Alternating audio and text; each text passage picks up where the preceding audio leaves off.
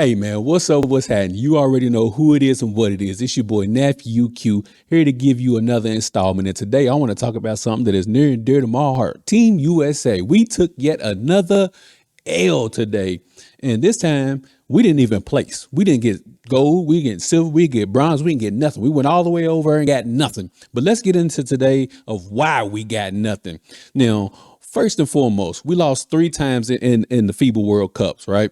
We lost to Lithuania, 104 to 110. And then in the tournament, we lost to Germany, which would have, that game would have placed us in the gold medal game. And we lost to Germany 113 to 111. But the crazy thing about that is during exhibition play, we actually beat Germany 99 to 91. So we already beat them once, but then they turn around and beat us to advance to the gold medal game. And then in the bronze game, we lost to Team Canada, which composed of Dylan Brooks, Shea Gilgeous-Alexander, RJ Barrett. So they had some quality NBA players on their squad as well. And I mean, Dylan Brooks gave us 40. This is the same dude that during the NBA playoffs against the Los Angeles Lakers, he couldn't do anything, but against Team USA, the dude was turned into LeBron James, Michael Jordan, Larry Bird, whoever you want to name that's an all-time great. That's who he turned into today, and he cooked us. And Shea Gilgeous, he chipped in with a little 31 and 12. Shea Gilgeous-Alexander, he plays for the Oklahoma City Thunder. He's no slouch. He was an MVP candidate. He probably will be an MVP candidate in this upcoming NBA season. And RJ Barrett, who plays for the Knicks, he threw in 23 and 7. So they have quality NBA players who did their things, but we have a whole team of quality NBA players. And I'm going to get to that in a second as far as the blame. But yeah, we lost today yet again, and we didn't even get a bronze medal. But let's talk about where the blame should go. Now, to me, the blame should go all around, right? But the blame starts at the top. Jerry Colangelo and Steve Kerr, they picked this sorry ass roster. And I don't mean sorry ass roster as in these guys aren't good because they're NBA players. So obviously they're good. But I mean, they picked this team composed of up and coming C plus B minus type of guys thinking that this was going to get it done.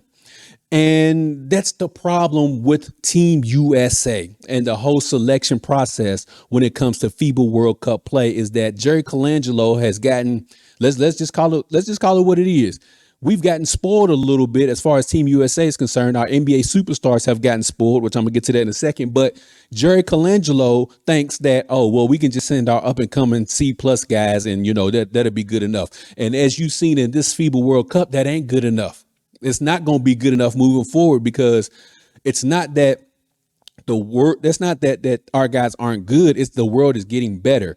And regardless of how you feel about Noah Lyles comments, I ain't getting into that today, but I'm going to touch on it, but I'm not getting into it. I'm going to touch on it a little bit. But as far as like the, NBA not being considered world champions, and then if you play for the Olympics or in the World Cups or whatever, then you should be. Anyways. Jerry Colangelo has got to get out of his spoiled ass mind thinking that we can just send our C plus guys over there and that'll be good enough. And speaking of our C plus guys, let's talk about that a little bit, man.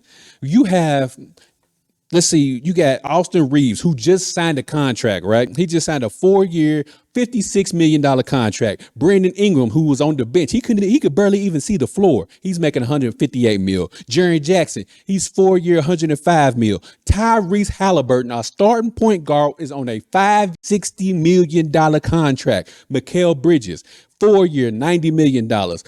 Cam Johnson was on a 4-year, $94 million. Jalen Brunson, who just was a free agent last summer, signed a 4-year, $104 million. Those players right there combined $867 million, and we can't even get a bronze medal. Let that sink in. Those guys I just named are making almost $1 billion combined on contracts, and we couldn't even get a damn bronze medal. A damn bronze medal, man. So goes back to sending our C plus stars over there thinking that that's going to be good enough. And the thing is that our NBA players have become spoiled, man. Our NBA players have become so spoiled. Now, when I say NBA players, I mean superstar players. Our NBA superstar players have become so spoiled that they're thinking, we'll just wait till the Olympics to win. Dog, it don't work like that no more. This ain't not, and like Steve Curry said, this ain't 1992. Well, Steve Curry, yeah, this ain't 1992. So you might want to get your ass out there and start coaching a little bit because Steph Curry wasn't on the floor, Klay Thompson wasn't on the floor, Draymond Green wasn't on the floor. Now let's see what you can really do when you ain't got those guys. And we seen what really he can coach when he ain't got those guys. We ain't even get a bronze medal. But anyways, that's neither here nor there. But back to the NBA sport entitlement superstar players. I don't want to hear this notion that, I'm not saying that the NBA players don't care. I'm not saying that, but I'm saying the superstar players feel like, oh, well, I just went through a grueling NBA playoffs or I won an NBA championship. It's hard on my body to go to the NBA playoffs and then turn around and play in the FIBA World Cups and then turn right around and play an NBA season. Man, shut up and quit complaining because Luka Doncic was playing. Dennis Schroeder was playing. Giannis would have been playing if he wasn't injured. Now I get Jokic wasn't playing because he just won a championship, so he did want to let his body rest. But before that, he was playing, and then you got guys like Dylan Brooks. Dylan Brooks, he was playing. R.J. Barrett, he was playing. Shai Gilgeous-Alexander, who was an MVP candidate last season, he was playing. So miss me, top superstar NBA players talking about they want to rest their bodies. Miss me with all of that. Y'all just didn't want to play and y'all thought that our C plus stars were good enough to get it done. And as you can tell, they weren't good enough to get it done. Now, Anthony Edwards is an up and coming superstar in the NBA. So he did his thing. He did what he was supposed to do. But the problem is that he didn't have the right group of guys to come along with him. Yeah, it's okay when we're beating teams like Jordan and things of that nature. But when you And what gave people a lot of hope is we actually beat a quality team like Spain as well. So we were thinking, oh, okay, this. But when that tournament play started happening and it's a little bit different and the pressure's a little tight and palms get sweaty and butt cheeks get tight, you've seen the results. Lose to Germany to advance to the gold medal game, and then you lose to Canada and you don't even get a bronze medal with that as well, man. So Team USA has got to do a whole lot better as far as the selections process is going, as far as guys wanting to commit themselves to this process. And you might even need to say that Team USA might need to go back to having tryouts again, because the whole selection, we had Paolo Banchero out there who just came off of his rookie season playing starting center for us. Like that just goes to show the arrogance of Team USA and how we view ourselves when it comes to basketball. And it's crazy because we invented this sport and we didn't even place a medal for a sport that we invented. Let that sink in. Now, back to Noah Lyles' comments. I know that he caused a lot of controversy with, his statements about how can NBA players call themselves world champions when, it's not you playing against other countries. You're just playing against the best players in that league. Well, Noah, and I'm not here to get into that particular debate, so to speak. But what I will say about this is okay. So you mean to tell me Dylan Brooks was named the FIBA World Cup Defensive Player of the Year? Defensive player. So is he the best defensive player in the whole world? I think Shai Gilgeous-Alexander, if I'm not mistaken, was named the MVP of the FIBA World Cup. So does that mean he's the best player in the world?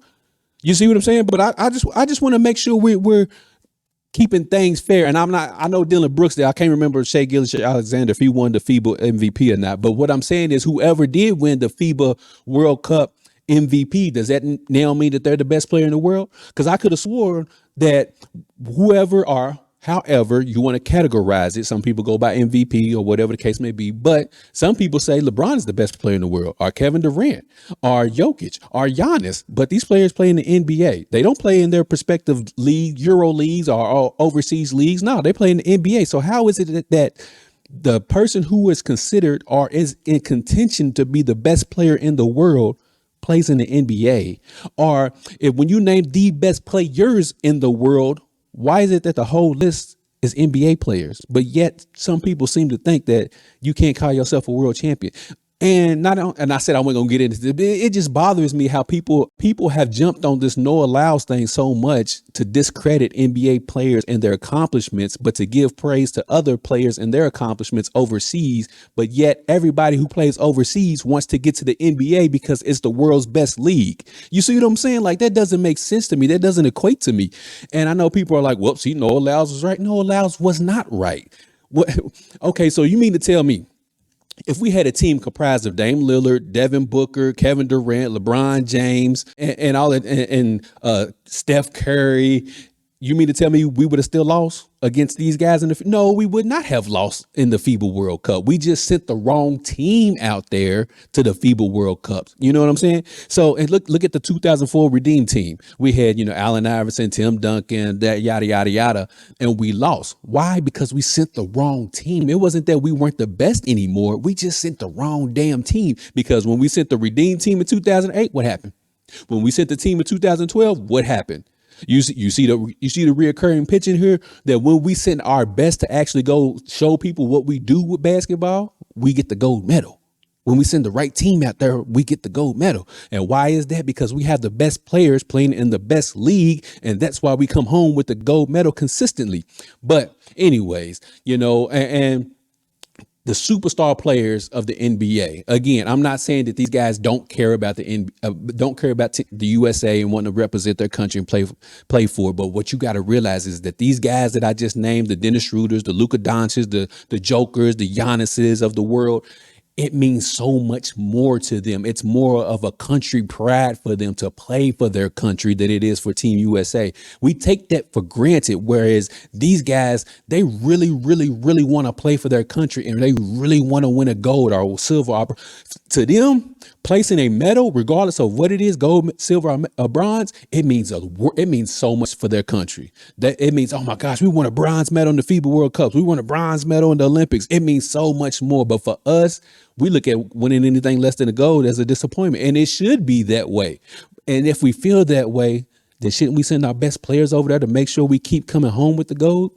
I'm just saying, Jerry Colangelo, Steve Kerr, get it together. And to be quite honest, I don't even know if Steve Kerr is the right guy for this team. But that's just my humble opinion. But anyways, I've taken up too much of your time. Make sure you like, share, and subscribe to the YouTube channel. Download the podcast on all major podcast streaming platforms. You already know who it is and what it is. It's your boy, Nephew Q, signing off as always. Treat somebody how you want somebody to treat your mama. And I'm about this thing, y'all. Peace.